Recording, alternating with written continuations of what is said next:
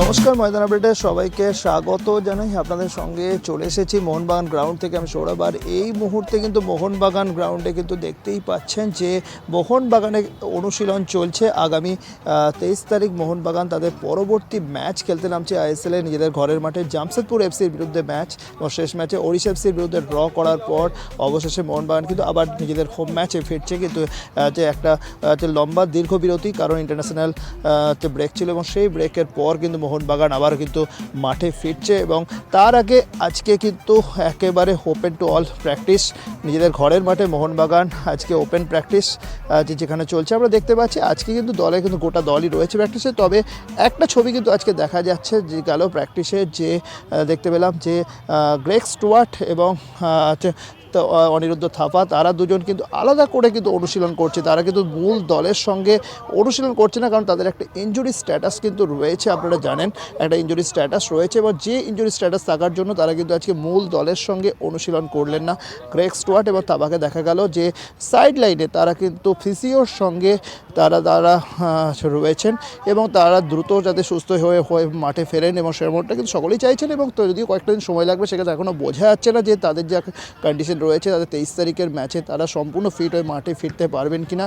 তবে তারা কিন্তু ফিজিওর সঙ্গে রীতিমতো প্রশিক্ষণ করছেন, সাইড লাইনে নিজেদেরকে বিভিন্ন ধরনের ফিটনেস ট্রেনিং করছেন।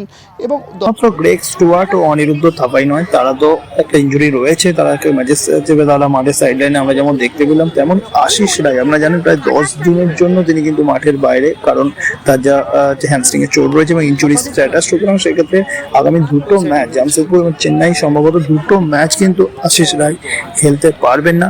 সুতরাং তাকেও কিন্তু আমরা পুরোদমে দলের সঙ্গে অনুশীলন করতে দেখলাম না। সাইড লাইনে তিনিও কিন্তু প্র্যাকটিস করছিলেন, সাইড লাইনে ফিজিওর সঙ্গে তিনি ফিটনেস ট্রেনিং করছিলেন, আমরা দেখতে পেলাম সেই ছবিও। সুতরাং বোঝাই যাচ্ছে তাহলে তিনজন ফুটবলার এই মুহূর্তে কিন্তু কার্যত অনিশ্চিত মনে হচ্ছে।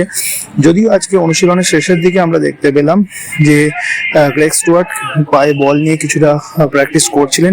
সেক্ষেত্রে গ্রেগ স্টুয়ার্ট সম্ভবত হয়তো তিনি কিছুটা সুস্থ হয়ে উঠছেন, সেক্ষেত্রে তাকে জামশেদপুর ম্যাচে দেখা গেলেও দেখা যেতে পারে। কিন্তু আশিস রায় এবং অনিরুদ্ধ থাপা যতদূর মনে হচ্ছে সেক্ষেত্রে পরের ম্যাচে কার্যত দুজনেই অনিশ্চিত। ফলে অন্যান্য ফুটবলারদেরকে আমরা দেখতে পেলাম দুটো গ্রুপে ভাগ করে আজকে অনুশীলনের শুরুতেই কোচ হোসে মলিনা দুটো গ্রুপে ভাগ করে আজকে কিন্তু প্র্যাকটিস করালেন দলে ফুটবলারদের। অন্যান্য প্লেয়াররা সকলেই রয়েছে এবং সবথেকে বড় ব্যাপার দিমিত্রি পেত্রাতোসকে নিউ লুকে আবার সেই পুরনো লুকে চেনা চন্দে দিমিত্রি পেত্রাতোস তিনি কিন্তু ফিরেছেন এবং পেত্রাতোসকে আমরা দেখলাম নিউ লুকে তিনি কিন্তু মাঠে নেমেছেন। এবং কামিংস, পেত্রাতোস, ম্যাকলারেন থেকে শুরু করে গোটা দল পুরোদমে কিন্তু অনুশীলন করছে। নিজেদের মধ্যে ছোটো ছোটো পাস খেলানো থেকে শুরু করে ডিফেন্ডারদের ওপর বিশেষভাবে রড্রিগেজ এবং টমের ওপর বিশেষভাবে জোর দেওয়া হচ্ছে। তার কারণ সামনে জামশেদপুর ম্যাচ, অবশ্যই একটা জামশেদপুর ভালো ফর্মে রয়েছে, তাদের বিরুদ্ধে একটা ভালো ফল করার একটা লক্ষ্য নিয়ে কিন্তু মোহনবাগান নামবে। সুতরাং দুই ডিফেন্ডারের ওপরেও কিন্তু বিশেষভাবে কিন্তু জোর দেওয়া হচ্ছে, তা কিন্তু বলা যেতেই পারে। সব মিলে আসুন দেখে নেওয়া যাক আজকের অনুশীলনের কিছু মুহূর্ত।